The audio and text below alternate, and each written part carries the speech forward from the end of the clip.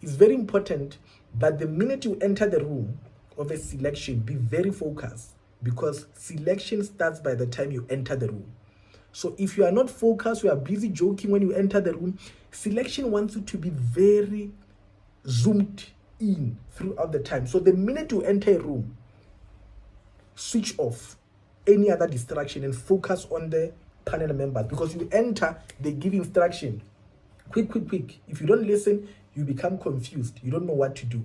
So make sure when you enter the room, zoom in into whatever the activity or whatever the instruction is, focus to hear what they want you to say, because you enter the room, okay guys, welcome, here the papers under the table, you are not listening, you are busy joking with your friend, then you are lost in the activity.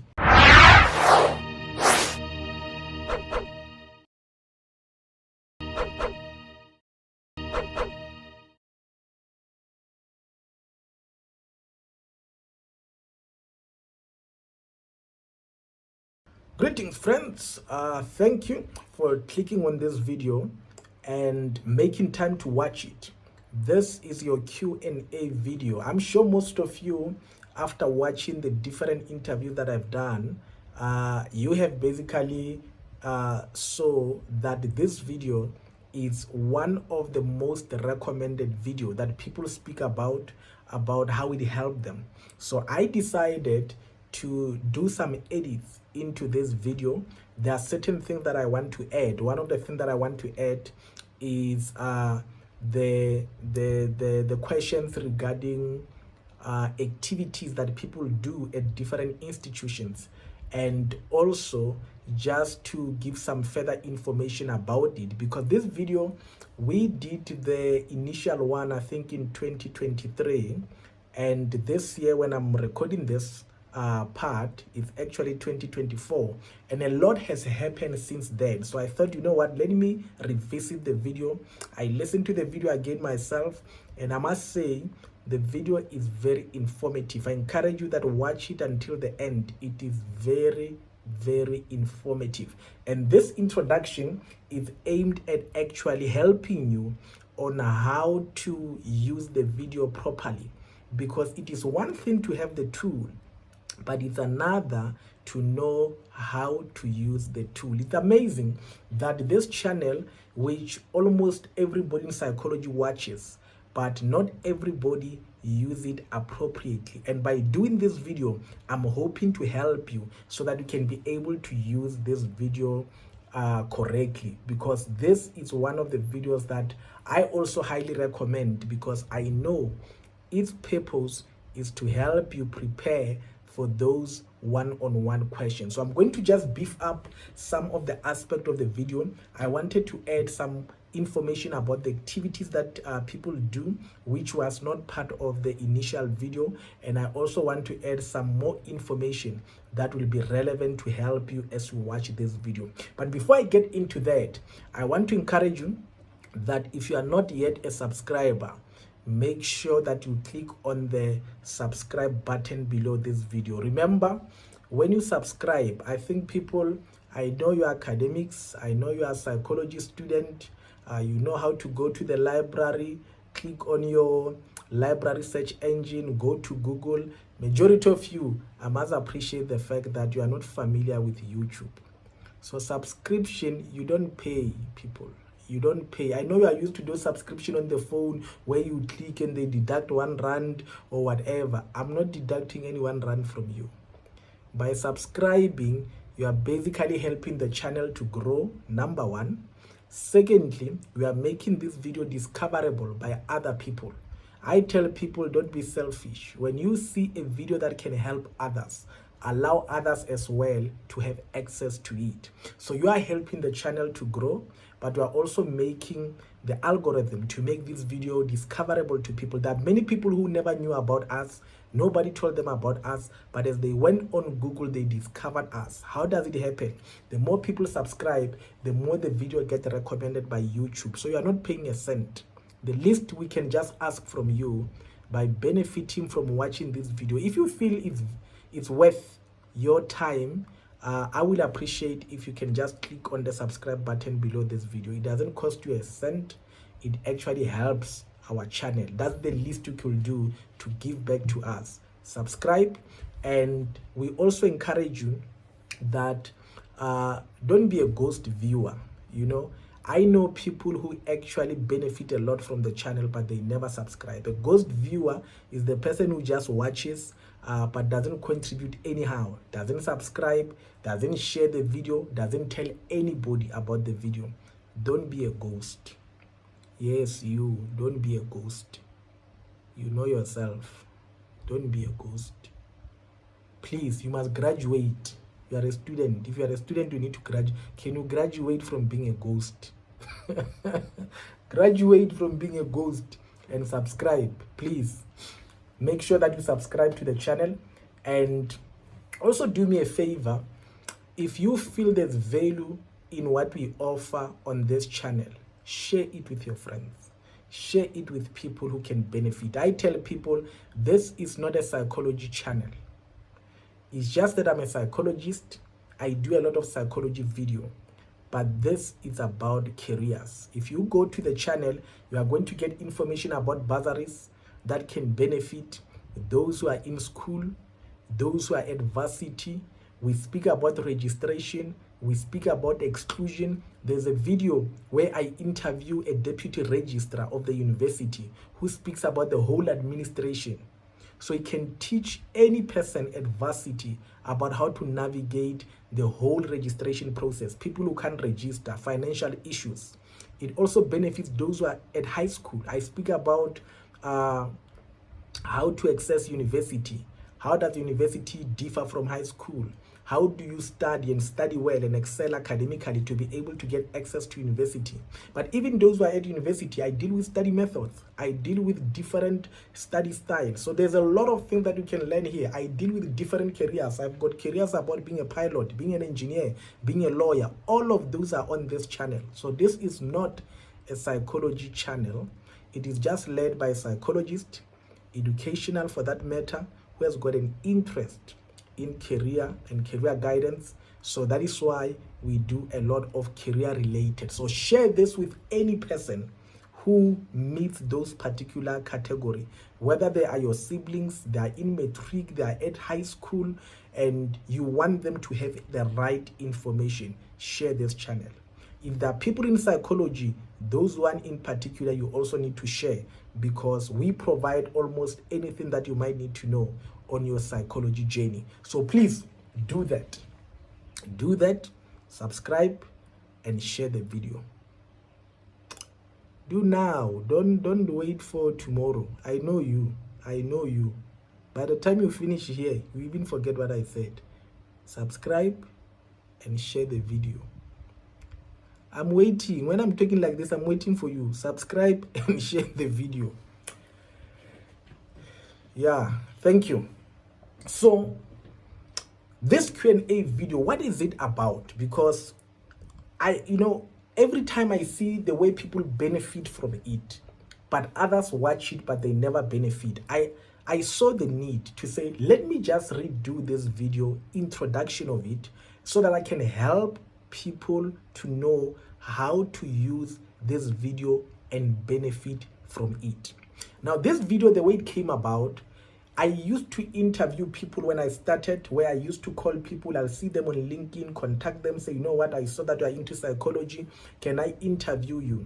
And when we started, because the channel was still new, people were not comfortable with sharing certain information.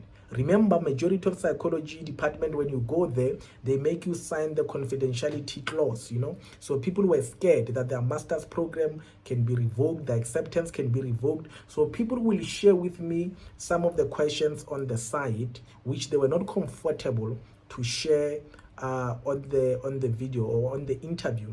So I decided to compile everything and make this video. So this video is made up of questions that were asked at different institutions.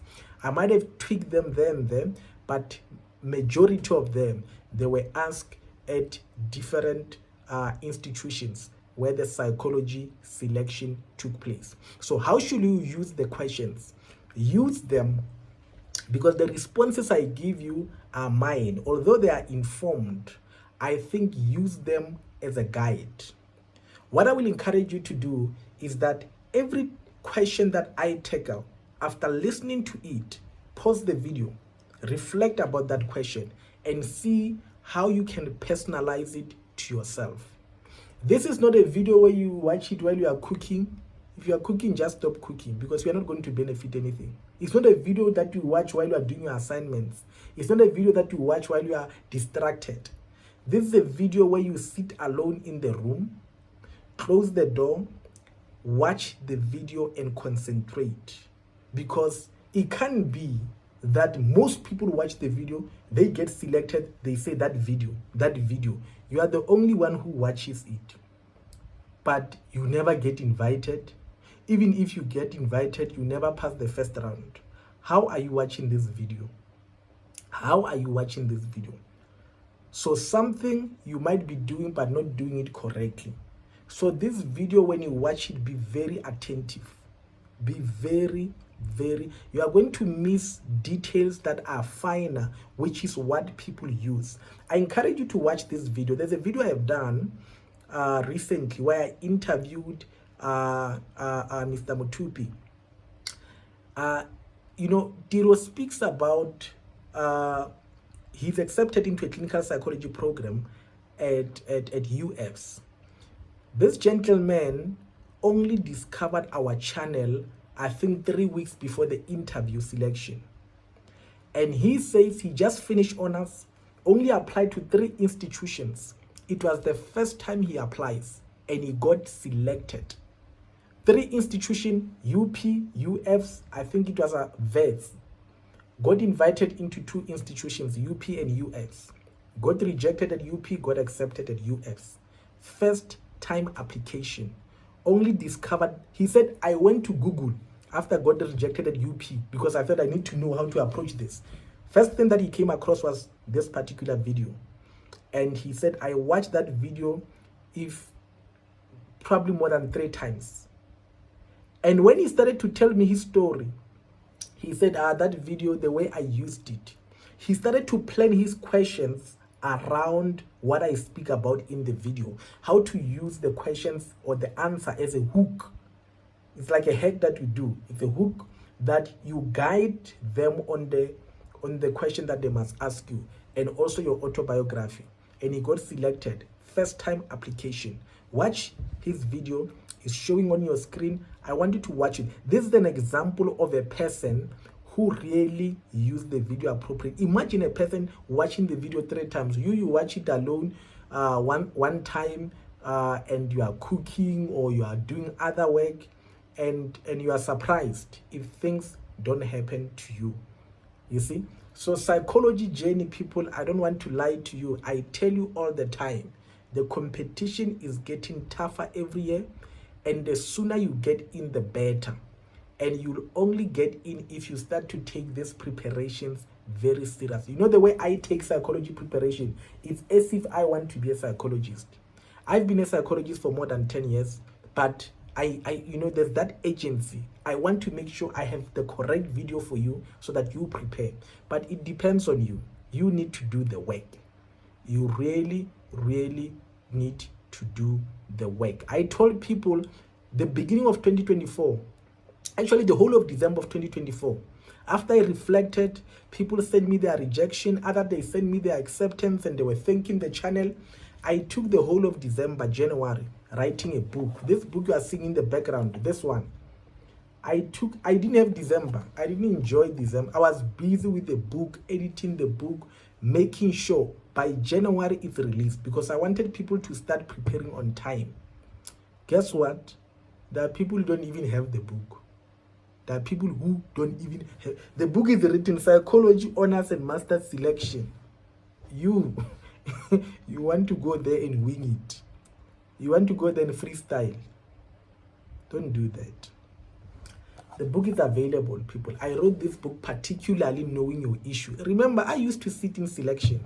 I used to call people who are rejected. I used to, all the things that you are crying about, I used to do them.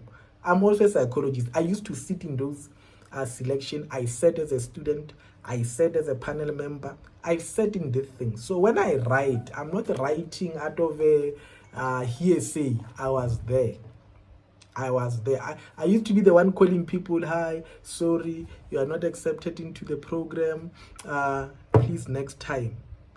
So I know the mechanism of what happened in the background. So when I share with you in this book, people, this video will give you a teaser. What I did in the book, I actually expanded. If you read the book, you'll see it's more like an expansion of this video. I took this video, I took all the questions, I added questions, I elaborate. Now I write them down. I tell people, when I record a video, remember, there are many things that involve a video. There's a camera in front of me. You know, it's live. I'm recording now. I don't have time to stop in to think whatever, you know. So there are many things which are lost in the process because I'm recording live. But with a book, I'm sitting down in my house. I write, I reread, I edit. So the video is my thoughts when I'm under pressure. I've got time limit. This video can't be too long. This is my thoughts when I'm relaxed.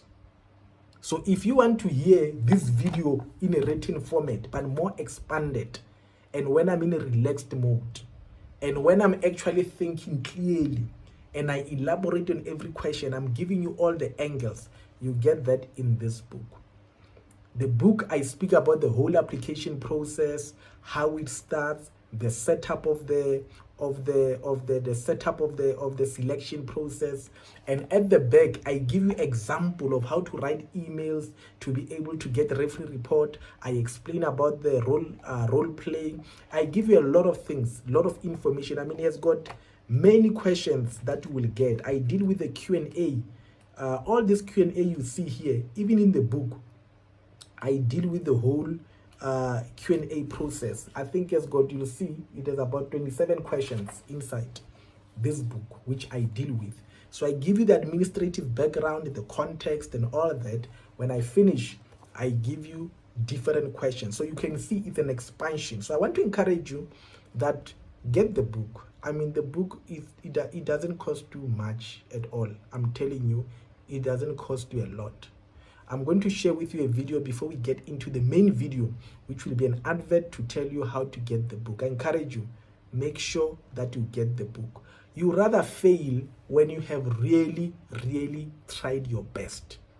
You rather fail when you have really tried your best, you know. But if you are going to fail, even you know you have not tried your best, I think that's the most embarrassing part. Give it your all. Fail when you know that I've really tried my best. That is why I also did a video. This video, people, I encourage you that make time to watch this video. Similar to this video, I want you to watch this one when you are actually all the videos. I want you to watch them, you know, when you are focused. Is that I'm highlighting these particular videos because there's something unique about them. All of them are unique, but this ones I'm just highlighting them because I've been getting a lot of feedback. There's a video I recently did.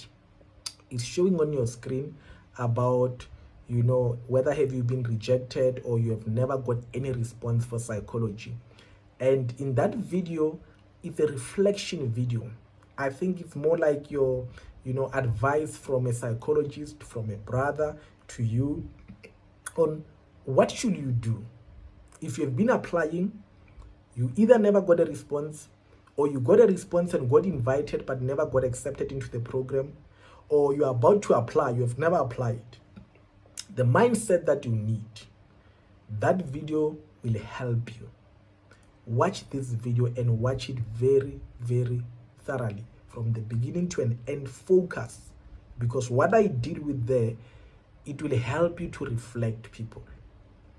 The information I give you here, I tell people should be able to help you and prepare you. I tell people that when we started the channel, I used to, you know, search for people, look for people to interview. I no longer do that. The people I've interviewed recently are the people who benefited from the channel, and they contacted me. They want to give back to the channel, so they want to come here and be interviewed. So I want to encourage you as well. If you benefit, you get selected, and you want to share your story, please contact me, particularly on LinkedIn. You should be able to reach me, and come and share your story. I no longer look for people. I think we've got enough information on this channel. We've got sufficient information, and we have a video on all the categories. I've got a video on psychometry, video on counseling, and video on all the 5 psychology category.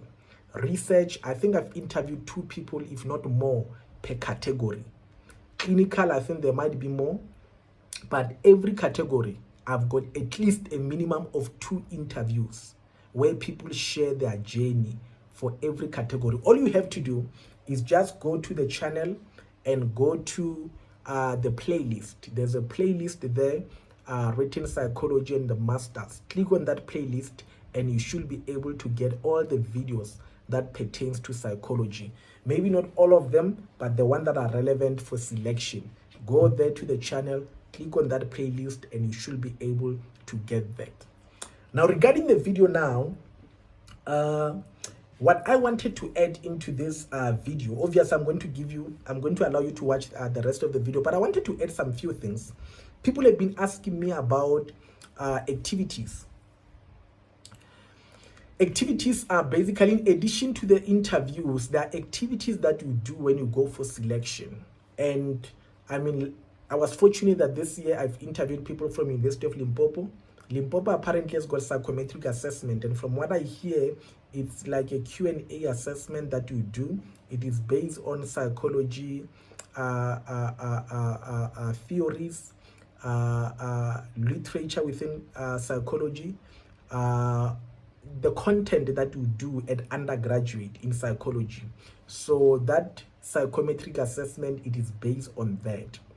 So when you go to UL, just be aware of that there might be that assessment on psychometry. But there are other people who might be going for industrial, for example, where you might not necessarily do undergraduate knowledge in psychology, but they might do potential assessment and personality assessment. Remember, at this time, in the past, we never used to have electronic assessment, but now we have a lot of electronic assessment that can give you personality profile, that can give you a potential of the person and their interest. So other institutions, they still have an interest in making people do psychometric assessment, where they check their personality, they check their interest, and they check their potential. Those kind of assessment, you can't prepare for them. You can't prepare for them because there are multiple choice. You go there, you choose. It's about yourself. It's a personality assessment. It's about interest. It's about potentials are the one that will want you to think. But there's no particular way to prepare. They don't ask you about the contents in psychology. Only the one perhaps in Limpopo, where it's a Q&A, it's a multiple choice rather, question or an assessment where you might want to prepare and go through your notes and all that. So just be aware of that. And then other activities that you might get in other institutions like your UP, they might ask you to do a collage. A collage is basically a collection of, pictures that represent you. So they might say during the session, bring a collage that represent you and come and share it. So usually whatever that you are bringing, you must be aware. If they say bring something, you are going to explain it to them. You are going to present it to them. So don't think you're just going to bring it for them to say, oh, thank you for bringing it, we see it. Oftentimes, if not all the time, whatever they ask you to bring, you are going to present. So if they say bring a collage, bring an artifact, whatever that they say bring, you must know they're going to ask you questions about it. So choose wisely. Whatever you bring, choose wisely, preempt questions around it, and prepare them. Institutions also like UFs, some of the activities they might do they might give you pictures, random pictures that you need to look at, and they say select. I mean, a picture could be mixture of colors. It could be a chair, it could be a road, it could be a fence, it could be any random picture. And they will say whatever pictures that you selected, because they might ask all of you just to select randomly pictures. Whatever pictures that you select, they might say use the pictures to speak about yourself or describe yourself using whatever picture that you have or whatever artifacts that they might have given you. So just be prepared for those kind of questions.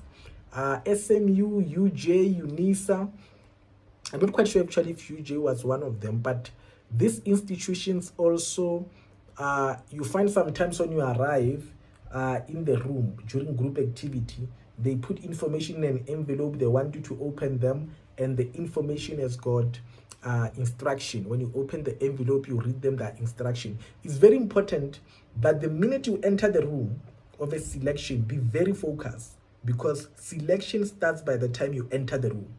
So if you are not focused, you are busy joking when you enter the room, selection wants you to be very zoomed in throughout the time. So the minute you enter a room, switch off any other distraction and focus on the panel members, because you enter, they give instruction. Quick.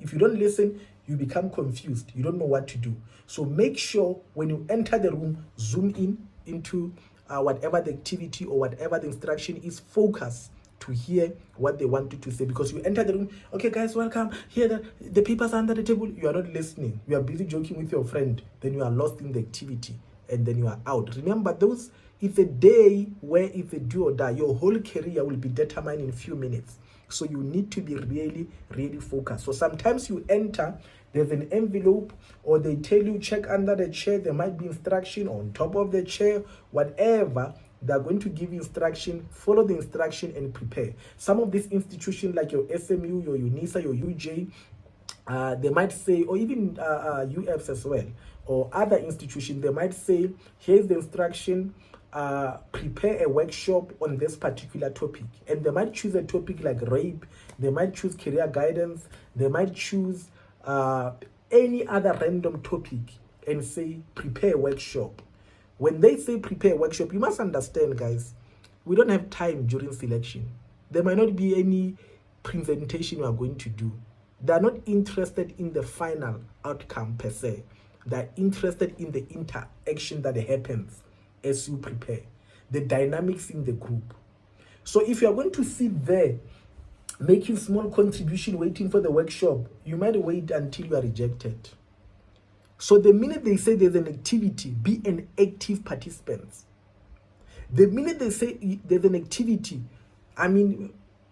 take opportunity, speak. If nobody's giving you a chance, speak. If you see that people are speaking randomly, intervene and say, guys, you know what I'm noticing here? Other people might not get a chance to speak. Can we give each other a chance? Be the leader. It will give you an advantage. When you see a behavior that is odd, don't just keep quiet there. You see that, let me throw myself. You are busy thinking the way they're talking, I won't get a chance. The minute you start to think like that, be very wise. Take the opportunity and say, guys, you know what I'm noticing here? Other people don't get a chance and the time is limited. Can we give each other a turn? Let's start here because you have not spoken. And be very smart. Start where it's also close to you so that you can also get opportunity to speak. You know? But even if it's not close to you, that instruction is still powerful. If you don't know what to say yourself, be very wise. Start it in such a way that by the time it gets to you, the time is even up. But that activity, that intervention of yours will make an impact. So that's what I mean when I say be very wise. Be very wise and think fast when you are in the selection process. Think very fast and be able to act quicker. Don't allow things to happen and think later, people are speaking, they don't give each other. Nobody's going to give you a chance in the selection, not the student. Everybody who's there is a potential candidate. People there, it's a survival of the fittest. Nobody's going to think for you. When we're in the selection, it's a competition. We might be chatting together outside there in the corridor. You must understand when we enter there, friendship is finished. We are competitors. We compete inside there. So don't think, oh, my friend whom I was drinking tea at the cafeteria is going to speak on my behalf. No. You are on your own when you enter that room. So when you see something, intervene quicker, but intervene wisely. Don't be very disruptive because it's going to be seen and it might be criticized. Because most of the time, almost every activity you are going to do, they're going to ask you to reflect. Every activity you are going to do, they're going to ask you to reflect. Be ready to reflect. Most of the time, I've seen people that during the reflection, that's when they've got a mind block, because you never thought you were going to reflect. So when they say, guys, stop, start to think fast. What if they ask to reflect? Sometimes it's better to be the first one. Be the first one, because it shows that you can think fast. And when you are doing the activity, think about the reflection. Observe things and reflect on them. And when you reflect, it's always good that try to make your reflection balanced. Don't criticize people and make your... No. Be very balanced. Be very balanced. Where you can also reflect about your own weaknesses in the process. To say, I noticed that I wanted to, but I thought, be very reflective. Watch the situation. Think about what you are seeing and how does it make you feel. What actions are you taking? Because reflection is going to come. Even if it's a role play. During role play, you must understand chances are very high. You'll never do a role play and they never ask you to reflect. They're going to ask you to reflect, because reflection helps them to understand what happened. So they might be that they say prepare a workshop for whatever topic. If you are in clinical, it might relate with clinical issues. It might relate with some disorder in psychiatric disorder. It might relate with any other processes that they might find important. Sometimes during the other activity could be discussions. Instead of a workshop, they might say, discuss a particular topic. And I told you, this could be any other topic that is relevant at the time. They can choose any. That is why, as a psychologist, you need to read broadly. When you see a word, it doesn't matter whether you are preparing for selection or not. The minute you see a word in psychology, or you hear people speaking about a particular word, go and read about it. What does this word mean? Because you might be asked a word that you don't even know the word to start with, to even contribute. You don't understand the word they're talking about or the concept. So when you see a word or hear about a word in psychology, understand, what is this word? What is this word? Don't just read words in a book of psychology and just pass by. Every word that you come across in psychology, understand it. Because sometimes they're going to use it, and that word will be a gatekeeper, will be the one that stands between you and selection. Because if you knew the word, you will be able to contribute. So some activities could be discussion that you have to do. And obviously, the obvious one that everybody knows is the research. Research, they might make you read. They might make you read an article, and they ask you about what is an abstract. They ask you what is the introduction, what is the body, what are the conclusions. What they might just ask you about the path. Sometimes they might give you a lot of articles. They ask you to read and say write an abstract. Sometimes they can just give you a topic and say write and say these are the sources that you can use. So there could be many ways to approach it. I've done a video. Watch this video where I speak about research. The first part I speak about the basics of qualitative research, but the second part I speak about how to write a research proposal. It will help you have a clear understanding of how a research is structured. So watch this video. It will help you at least have an understanding of a research.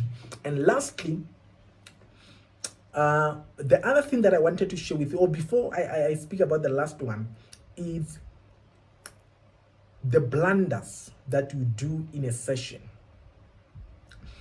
I've shared about this in the video, one of the videos that I recommended. I said, one of the mistakes that I see people do, when people make a mistake in one session, they allow that mistake to affect them in the next session. And I say to people, you must understand what happened in this session, in one session, has no implication for the second session. It's only you who can bring those experiences to the next session. In other words, if you make a blunder in session 1, the minute you leave session 1 and go to session 2, erase that. Don't think, oh, I've made a mess, you know what, I'm not going to be selected. Because why? They will score you on their own experience with you in session 2. Even if later that to speak to say, oh, you know, there was a student who did whatever, the scores are already submitted. So don't allow any blunder in any session affect the next session or affect the entire selection process. Don't allow that. The selection process, everything that happened per session, it is confidential, it is scored, everybody has got a rubric, they score it based on what happens in there, and they submit their scoring, they wait for the next group, they make their scoring. So don't look at these sessions as interlinked. If I fumble here, it will affect everything. Don't think like that. It's a wrong way to think about selection. Every session is independent on its own. Obviously, at the end, they compute all the score, they compare all the score, they add all of them, and the one with the highest score gets the marks, you see. But don't allow one mistake in one session, whether it's a role play or whatever. I'm sure you have seen people whom I've interviewed. Majority of them, they'll tell you how they fumbled in one session, but they were selected. Why? Because one session is just one session. It's all that it is to it. It's just one session. It did not affect them in other session. But if you allow that to affect you, it is to your own doing. But you must know they have no bearing on each other. And lastly, most of the activities that people do, the videos that we have online, people share what they have done in the session. I want to encourage you, make time, watch all the videos that we have, just go to the playlist and watch the videos that we have and get as much information. Hear from the people what happened. I'm just giving you a summary, but hear from them what happened. Watch the videos and hear how people experience the selection and use that to make your own notes and your own planning. 2025 must be a different year. For those who watch this while they're still going for their selection, I wish them all the best. But for you, 2025, let it be a different year. So friends, I now want to go to the Q&A. This was just an addition to what I've already shared on the Q&A, but I want to now go to the Q&A and so that you can get more information. Before you get into the Q&A, watch this advert about the book, and then the Q&A video will start immediately after that. Watch it until the end. It will help you so much. It will help you. I'm telling you, it will help you. All the best as you watch the video. Hi friends, just a quick break. I know you're enjoying this program, but I just want to answer some few questions about people who still want guidance on how to access the book. You know what I usually recommend, that make sure that you get an ebook. An ebook, you can get it on Amazon and follow their process. Just click on the link below this video and then follow their process and you'll be able to get the book. I like the ebook process with Amazon because it is instant. You buy the book, you get it immediately on your gadget. But if you are in South Africa and you want to get a hard copy posted directly to your home address without leaving your house, all you have to do, there's a link below this video from our printers who were kind enough to help us with distributing the book. All you have to do, click on the link, fill the form, and they will be able to communicate with you on how to get the book. Usually it takes about 72 hours to get the book to you, and many people have been getting their book, so don't be left behind. See the links below this video on how to get the books, whether on Amazon or for it to be posted to your home address. So don't waste any time. Many people are getting the book, so don't remain behind. Make sure you get your copy while there is still time. Don't wait for the last minute, because the book will actually share with you on how to also prepare for the application, what you have to do, tips that are necessary even before the selection process starts. So make sure that you get the book as quick as possible. Let's go back and enjoy the program.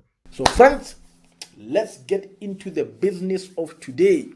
I want to speak to you today about I'm going to just be addressing how to approach different questions should you be asked these questions in the interview. So let me get into the questions. These are the questions that I received from different friends and colleagues of mine who have went through this in the previous year, and they asked me to share them with you because they felt they want to help but they can't help on an interview. The first question, and this one actually I get it a lot even from Facebook. From Facebook page, people ask me, can I apply while I'm in honors? And I think from the question that I got, majority of people who ask this, I think they come from UNISA. And one of the issues that they have is because you find that you don't have half year mark or results because you only have assignments. And they are concerned that how will they be selected if they don't have a marks for that particular year? The answer I always give people is that okay, this is the basic answer I give. You need to apply for masters while you are in your honors level. That is the standard procedure. And the example I give people is that when you were in matric, you applied for first year at university.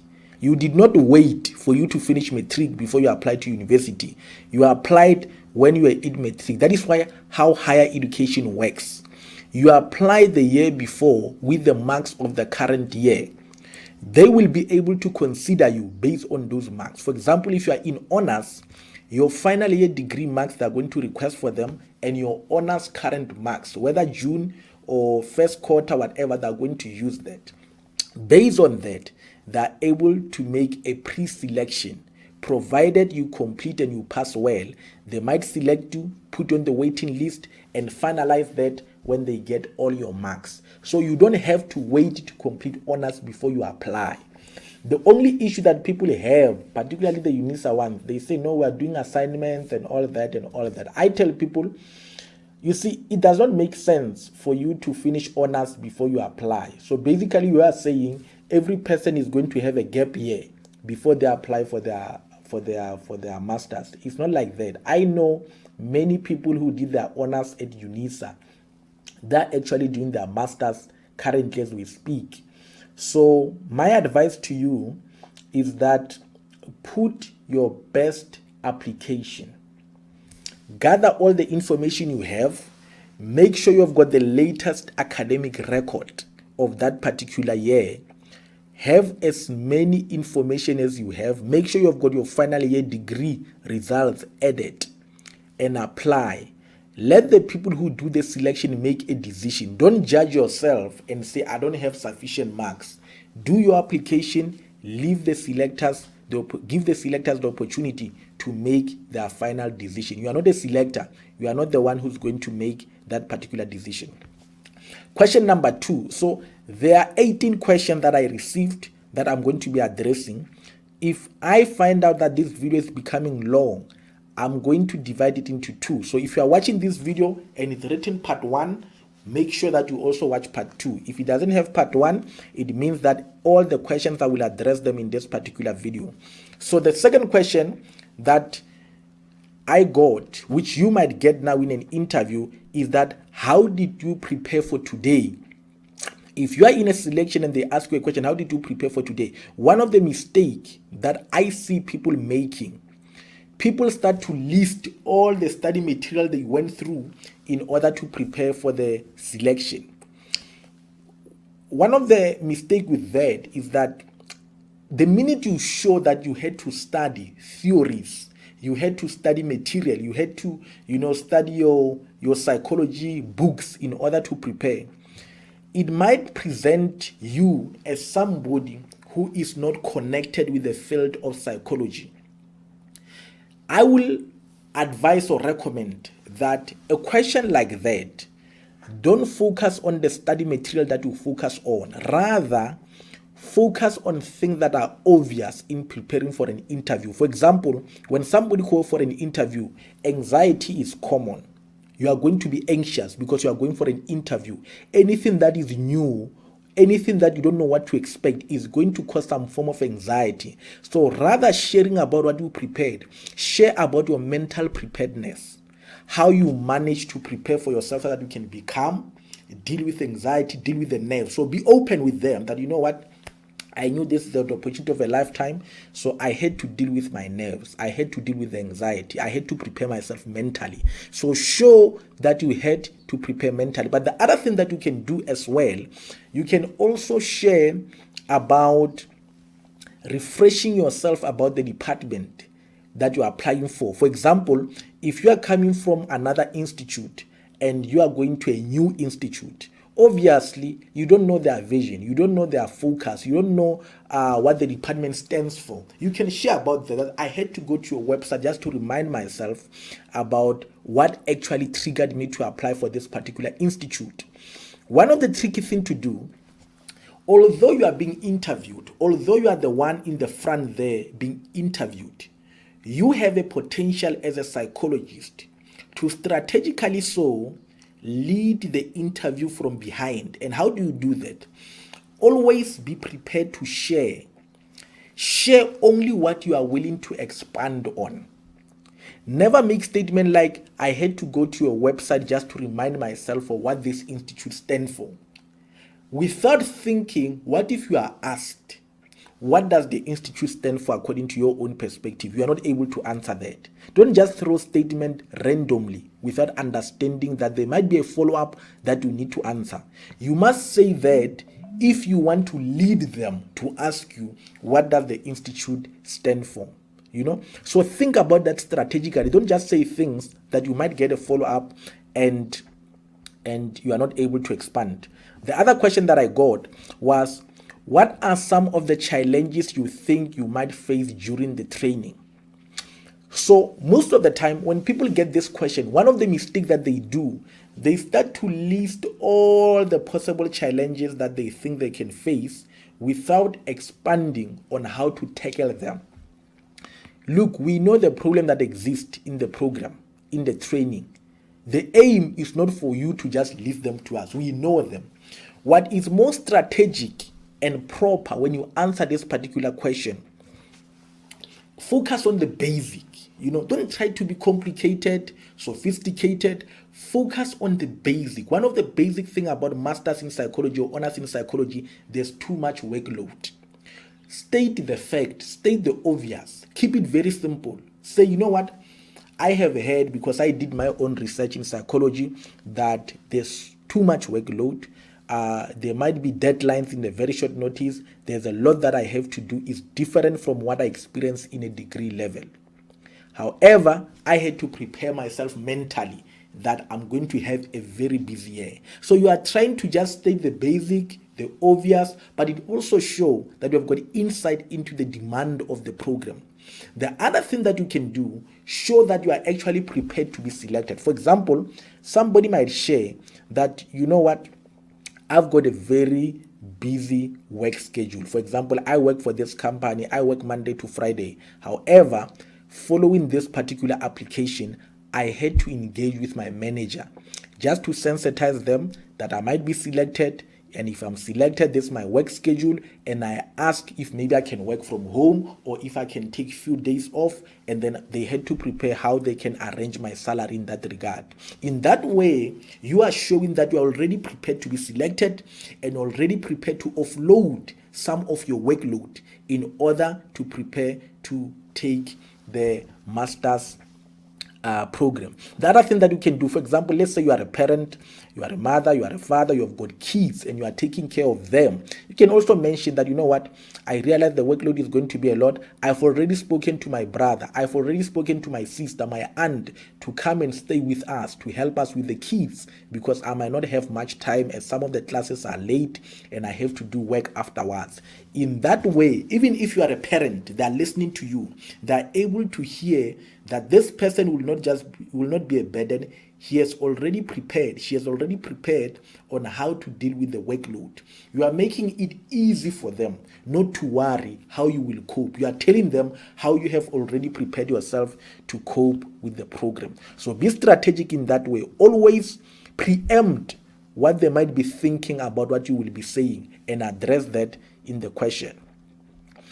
The fourth question is, what is the most challenging experience you have ever faced in your life? Like the previous one, the mistake that people do, They just pick random experience in their life and they start to talk about it. Always think about this. Choose a problem that if you are asked to expand on it, you'll be able to do so. They are not asking this question for you to just share about, all the challenging situations that you came across.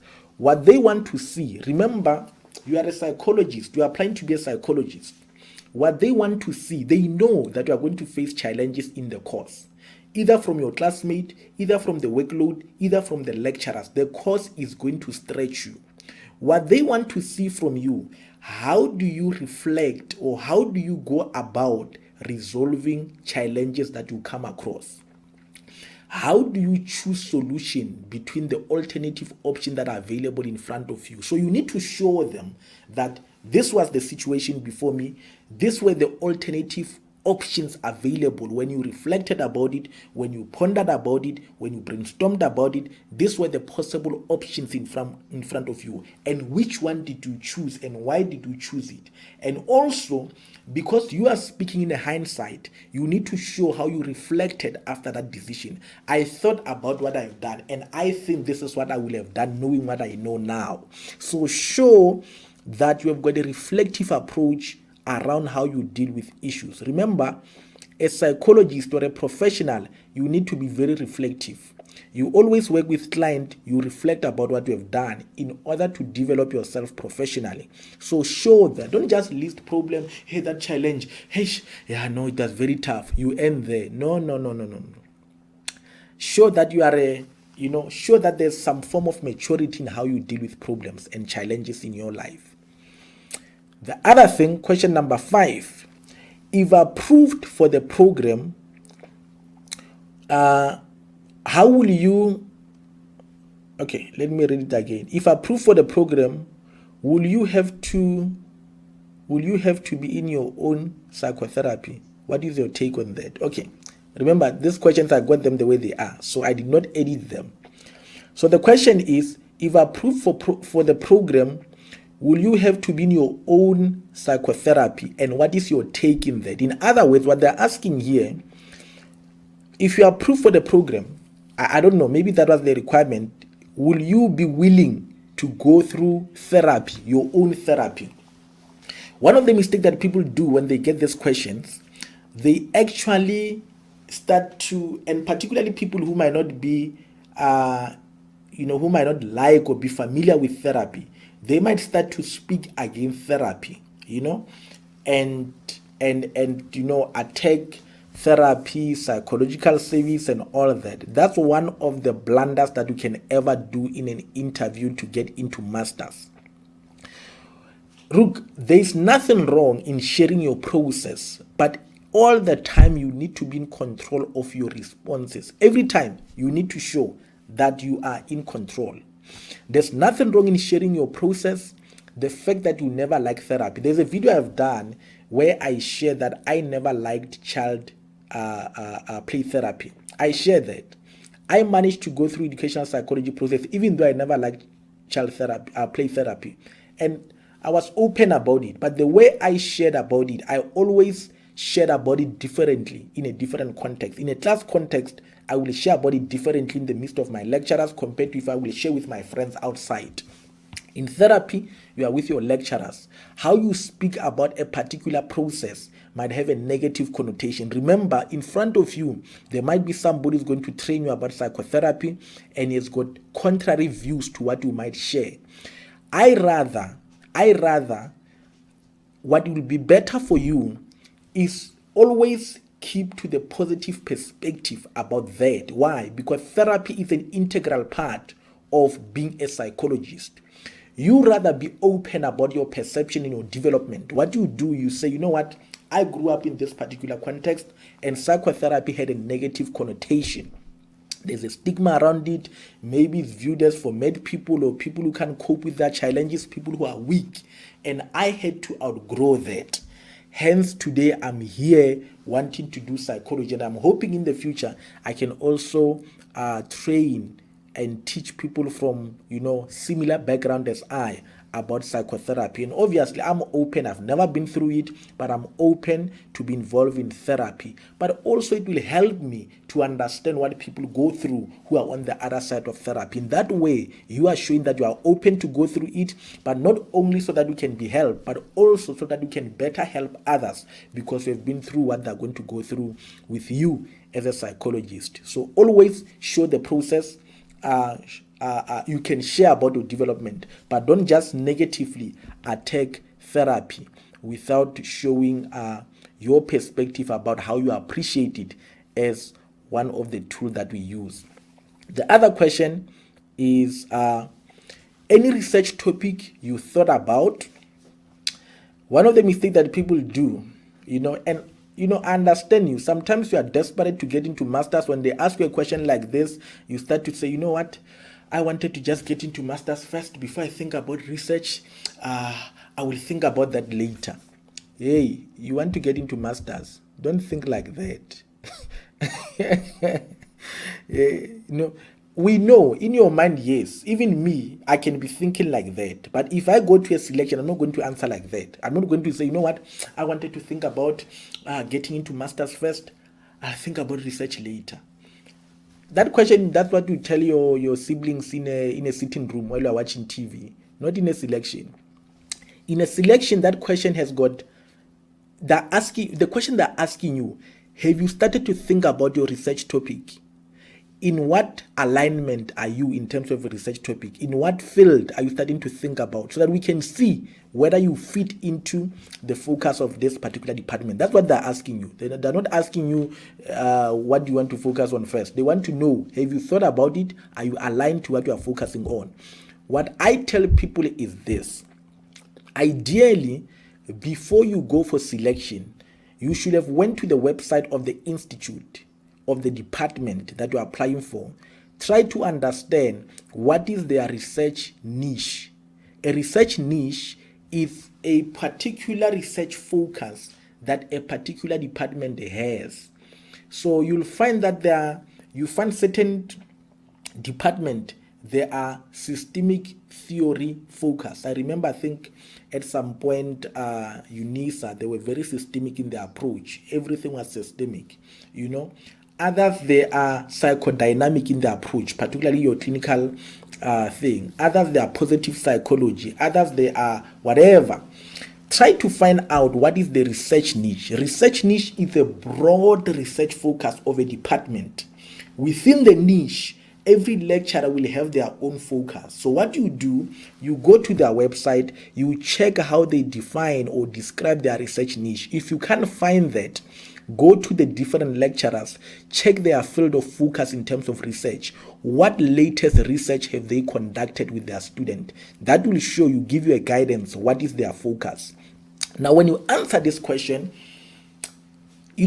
speak about the different research topics perhaps that you have explored. You know what, I've been thinking about different topics. One of them is that, the other one is that, the other one is this. However, I also had to check what the department is focusing on to align myself, because I've got various topics, but I had to align myself, and I realized the department focused on this particular niche area, or at least I saw some of the lecturers, they focus in this area, and I wanted to align myself, and I think this is the topic I'm likely to go with. In that way, you have chosen a topic that aligns with them, and be ready. That topic, at least be able to share, expand on it if you are asked about. Don't just choose a topic randomly and you get there, you are asked a follow-up and you can't expand. Always think about what could be the follow-up question and how will I answer it. Question number 7, how do you handle stress and conflict?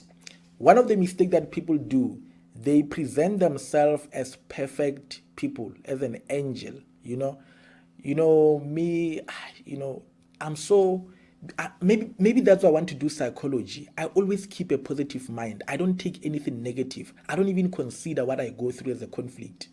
You're not an angel. You are not an angel. We all have issues. Even angels have got issues in life. So you rather focus on your personal process, on how you deal with stress. That's what we want to hear. We want to know if you are put in a stressful situation or in a conflict in class, which is likely to happen, sometimes it could be conflict with the lecturers, conflict with your peers and all that. There's going to be some form of thing that are going to stress you, whether workload, short notice and all of that are going to affect you. We want to know, how will you deal with that particular conflict? Some people, they can share about maybe your trust in God. If you are a spiritual person, I think God is my source. I take time, I pray. That is where I get inspiration. That is where I get motivated and I get guidance on how to deal with whatever issue that I deal with. Nobody can argue with it, but don't present yourself as a perfect person. Share what is your source of strength when you face a conflict. I pull back. Some person can say, I pull back, I reflect, I think about it because I don't want to confront a situation immediately. This is my strategy. I pull back, I think about it, I interrogate my own perception about the situation before I can confront. So show that you have got an active way you deal with issues that you come across. Don't present yourself as a perfect person. Number 8, what is your support structure? One of the mistakes that people do, they insinuate as if they've no support structure around them. Let me tell you, there's nobody without a support structure. Don't go there and say, my parent died when I was still young. I went on with my aunt, but she's not in my life, So I survived a lot, and I think I will be able to survive. So I can't say I've got a particular structure. I'm dedicated on my studies. It's a nice thing, but what you are suggesting to them, and this is where the issue comes. We know all psychology that psychology is going to be demanding. Psychology is going to put pressure on you. It's going to text you emotionally, physically, mentally. It's going to demand a lot on you. So support structure is one of the most critical aspects for you to make it in psychology masters, particularly masters. Honors is demanding, but not as demanding as the masters. So even if you don't have a perceived system around you that is supportive, there are people around you, whether they're going to be your teacher, your former lecturer, your siblings, your friends, who are part of your support structure. Try to find ways to share about that, to be able to reflect and say, although I don't have people that I can easily think about as my support structure, but I think there are people that I know every time I'm down, I can go to. I've got a close friend. You can share about your background, not having parents and all that, but always connect it with who is in your immediate life at this point, whom, if anything were to break, you are going to confide in them to help you process, to help you go through your emotion, to help you vent out. There must be people around you to say, I've got a friend of mine, he's a psychologist. Every time I've got issues, I go to. I've got a sister of mine. I've got my dog. I've got whatever. Have something that you can refer to. I've got a former lecturer, a former teacher. Share about your support structure in that way. Because remember, the biggest issue here is that they want to find out if the cause is to put pressure on you, will you still be resilient? Will you still persevere until the end? Because anybody who drops out, remember, the varsity gets money by any postgraduate student who enroll and complete their studies.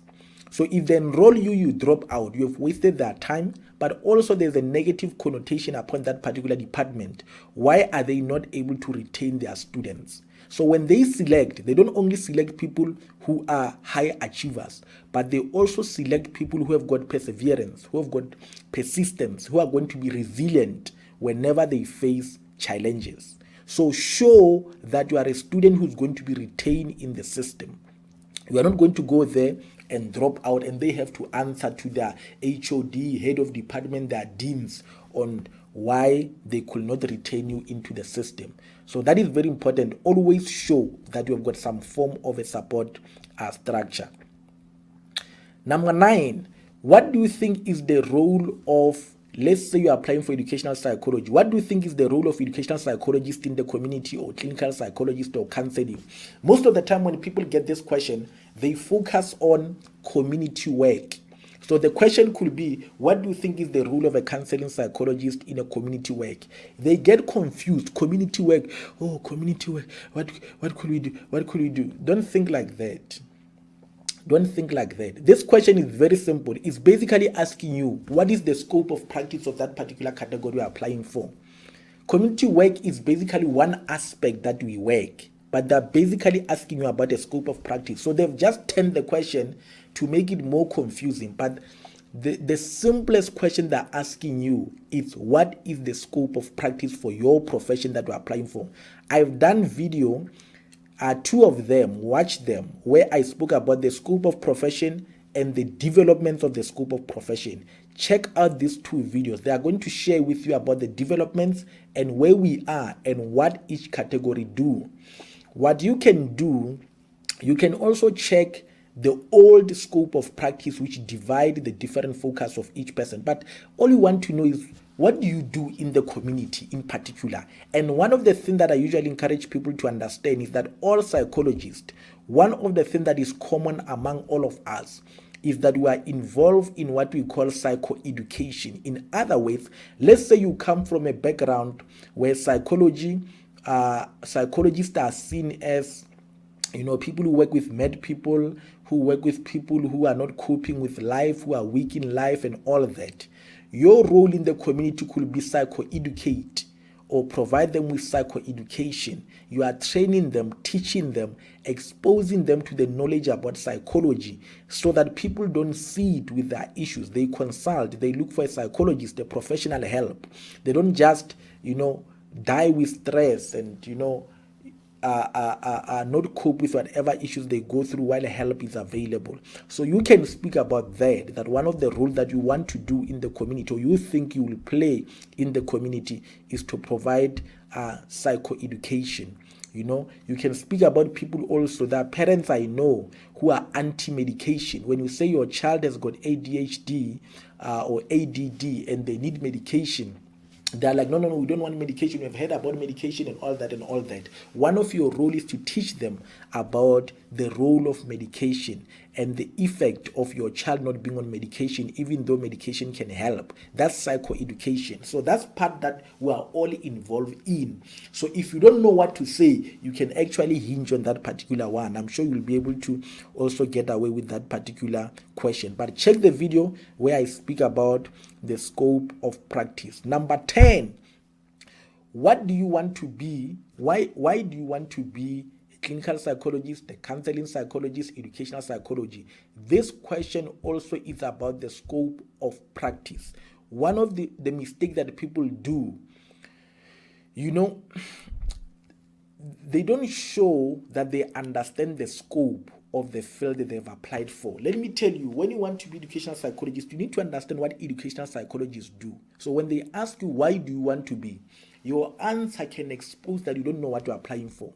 What you need to do when you answer this particular question, try to show that you understand the scope. I want to be in this because I want to be involved in this particular work, and the work that you share should be specific for the scope of that particular profession. Also, if you want to sound smart and want to show that you understand other fields, you can also share that, I had to consider other fields.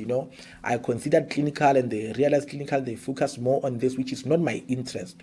And I also considered industrial. I realized industrial it's not my interest. My interest is in this, And this is the reason why. In that way, you show that you have really considered all categories and this is your best one. In other words, because remember, one of the issues that selectors have is that there are people who apply. You apply for educational, but you have also applied for clinical. Or you apply for educational, you have also applied for counseling. If they take you in both, you might dump this one. So a person who wants to be selected, you show that you have considered all other categories. And this one is your best one.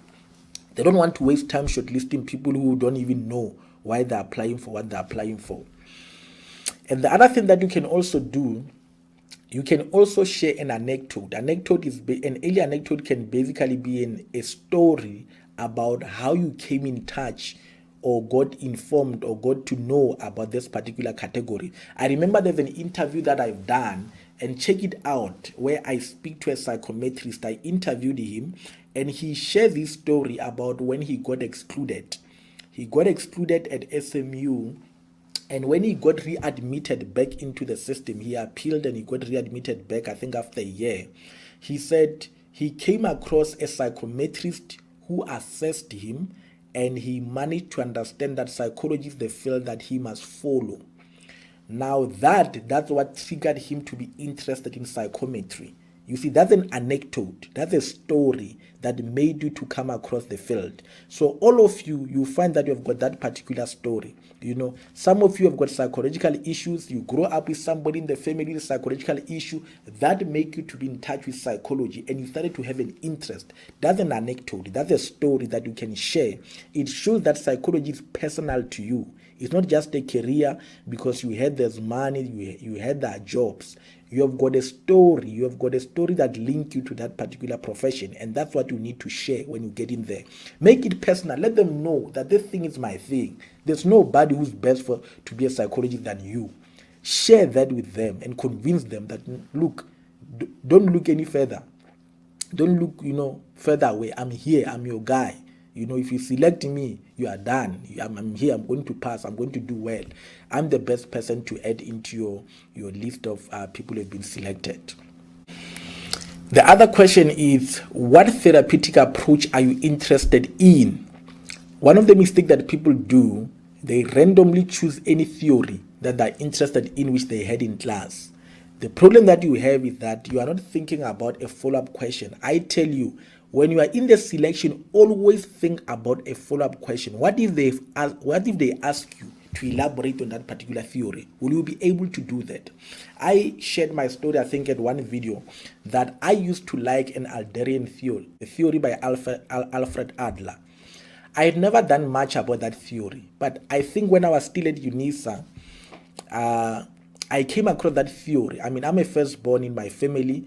My brother and I, there's a huge age gap between the two of us. So when I grew up, I used to, wait for him to come from preschool, take care of him, make sure he eats, clean the house, cook, and do that. To some extent, I felt, I'm becoming parentified because I need to actually run the house. I need to be a parent to him. It was just too much. I remember I used to like soccer a lot, but I had to stop soccer because I was taking care of him even on the weekends. So I can't go to play soccer. So I became a parent, and it used to burden me that, I never had a child, but now I must stop my life because my parents had a child. And when I came across the theory, Alfred Adler, what he does actually, he speaks about the different siblings and whether you are a firstborn, secondborn, and all that, and the psychological processes. So basically, in his theory, is how you deal with the different dynamics around each of the children in the house and their level of their stages of birth. And it became personal to me. So when I share about it, I know it because it resonates with me and my life. So choose a theory like that. What theory resonates with you? When you read a theory, all you can do, when you read different theories, check the one that when you read it, it seems to speak to you. You're like, that's me, that's my family. That particular theory is the one that you hinge on. Read it thoroughly before the selection, reflect upon it, try to relate the different constructs about it to your life. And when you speak about it in a selection, always refer to the construct. Constructs basically Freud, for example, speak about the id, the ego. Those are constructs. When you speak about the theory, refer to them. Vygotsky, for example, speak about the scaffolding. When you speak about a theory, refer to those concepts. Don't speak about a theory without referring to its concepts and how those concepts relate to you. Always show that you understand it by speaking about the specific concept. Quote them when you are in there without trying to sound smart, Even make it as if you quoted them by mistake because the only concept you have in your mind, Do that so that you show them that you understand this particular theory. And number 12, what do you think about diversity in an essay context? One of the mistakes that people do when they share about it, they share their perspective about diversity, but not understanding the different aspect about it. For example, when people think about diversity, the only thing they think about is race. Without understanding, diversity is a very broad thing. Thinking, the way I think, the way you think, we think differently. You might be listening to this video and say, you know what, I will have approached it this way. That's a diversity. We think differently. We approach things differently. Language, there's a huge diversity about language. You've got different languages. We've got 11 languages. We speak different languages in class. That is a form of diversity. Culture. There's a diversity about culture, clans, and all that. So diversity is very broad. It's not only race. So when you speak, be careful not to be only one-dimensional about diversity, thinking race. Diversity is very, very broad. Gender disparity, that's also a form of diversity. We are different in that way. But I think more so, the most important thing is not only to focus on the bad aspect about it, but how diversity brings us together, how we can learn and benefit from each other, how diversity on its own can become an asset. So when we are asked this question, don't try to just be, negative, but speak about the diversity, how it brings us together. But also importantly, you can also touch on the aspect about how diversity reflects in psychology. For example, in assessment, majority of psychologists today, according to the research of HPCSA, they are white, but majority of people who come as our client, they are black kids. How do you deal with that? Because most of our assessments are in English. Majority of our tests are in English. How do you deal with that diversity, language issues? So you find that it's a niche on its own. So you need to express how you fit into the whole picture. So always understand diversity as a very broad concept, not just one-dimensional. If you had a mental disorder, which do you think you will relate to and why? I don't know why they asked this question, but anyway, most of the mistake people do, they just share randomly any disorder. Don't do that. Always think about, if I choose a disorder, what if they ask me to elaborate? So always, I will encourage you, if you stick to something that is personal to you. Some of you find you have got people in your family who have got a particular psychological disorder. That disorder has affected you, has affected the family members because you are dealing with that particular person. You can share about that because it is personal to you. It resonates well with you because it's something that you dealt with it. You know the emotional burden of it. You know the psychological aspect about it. So share about that. There are some of you who don't have any personal experience about it. But what you can do, check the book of psychology. I will say, when you go to the selection, at least have an understanding of the grouping of the disorders. For example, understand what are the anxiety disorders, how do they differ, what are the personality disorders, what are the neurological disorders. If you are going to educational psychology, what are the learning disorders, what do you understand about them? At least have a broad understanding of the different groupings of psychological disorders. Know that and then choose one. Anxiety is the basic one. Anxiety is the basic one, where you get your phobias and all of that. Those are basics. You can choose. Just go to anxiety if you don't want problems. Just go there and stick there. If you are in clinical psychology, you can stick to anxiety, because the minute you go to personality, you find those people, they specialize in those fields and they grill you. They start to ask you questions. Anxiety is basic. You just choose one in phobia that you can deal with and express how you deal with your own fears about whatever phobia that you have. Keep it very basic. Don't complicate things there and try to look smart and be complicated. Keep it very basic, because why? You have psychologists in front of you who are fully developed, fully knowledgeable. They've published in that field. Don't try to look smarter than them. Keep it basic, deal with the basic, and they will see that this person has got a potential to grow and develop. The other question is number 14. Ethical dilemma question. They ask you, if your client asks you to do something unethical, what will you do?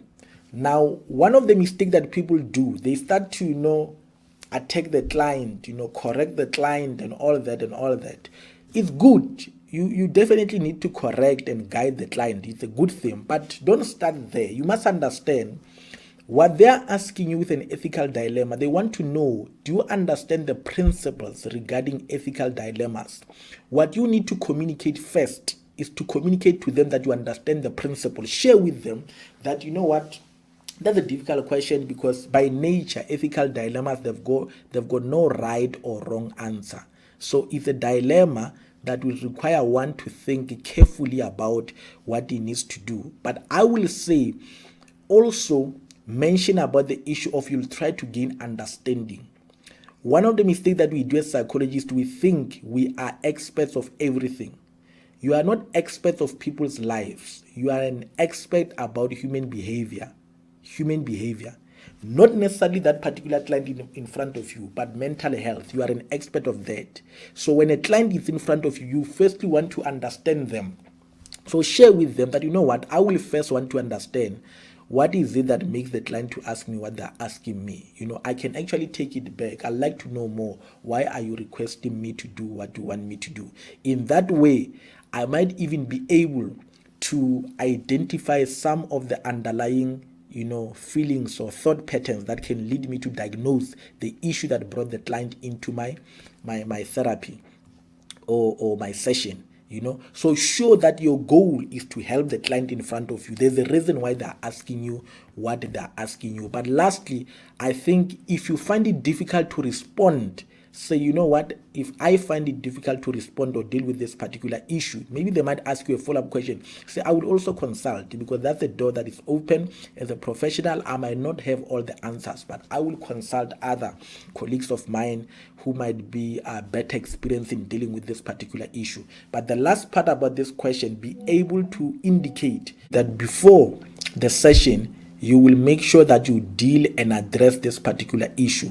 How do you address it? You make it clear to the person that you are bound by the Health Act, and also you are bound by the ethical principles of the Health Profession Council, and because of that, you are not able to act in any way that is outside the guidelines. So this ethical issue, you address it in that particular way as the guidelines have provisioned for you to address it, to make sure that they know that you don't act in an unethical way due to the principle that guide the work that you do.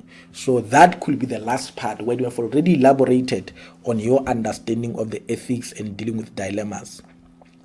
Number 15, they ask you a question, tell us about yourself. One of the mistakes that people do, they go on and on and on and on about themselves without relating what they are saying with the selection. I've actually written a book about interview skill. The book was actually within the context of work, but I think the principle in the book can help you. I think it's actually a workbook.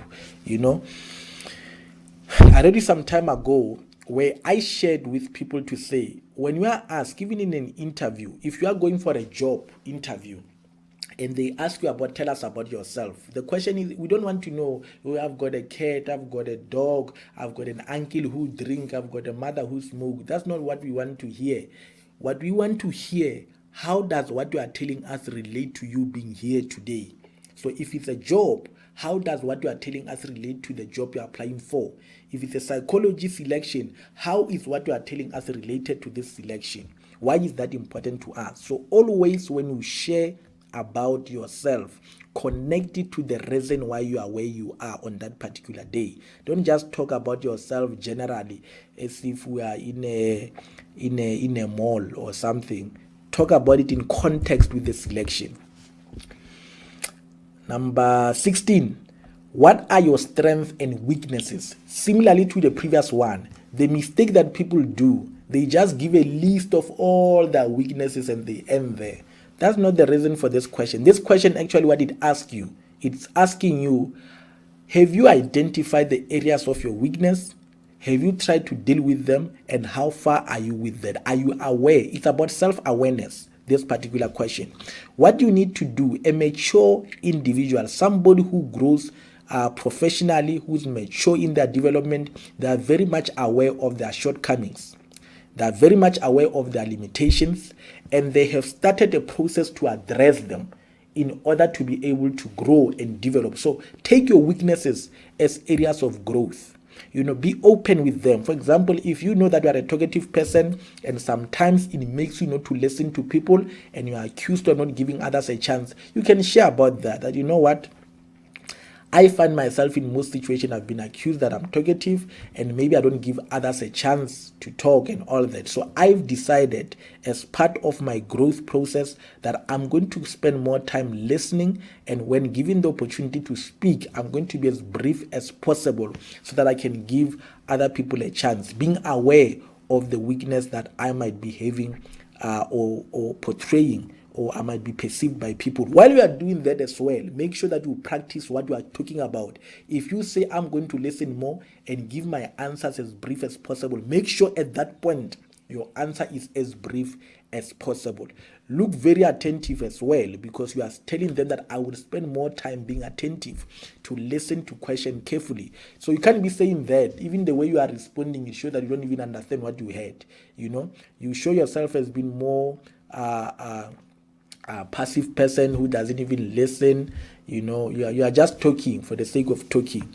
So don't just list them. How have you addressed them, and what is the progress in addressing that? Number 17, if approved, how do you think will benefit the class?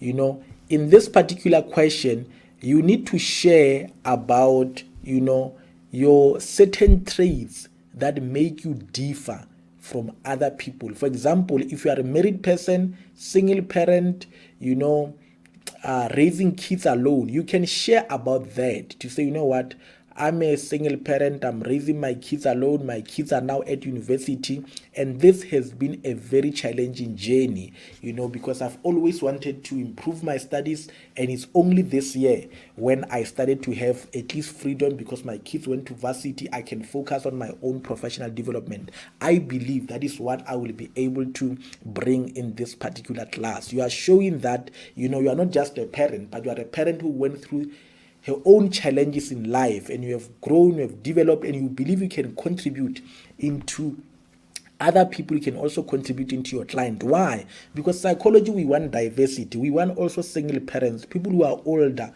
who can get into psychology and help other people as well. We want single parent, we want unmarried people, we want married people. All people from different backgrounds, they are wanted. They bring some form of diversity.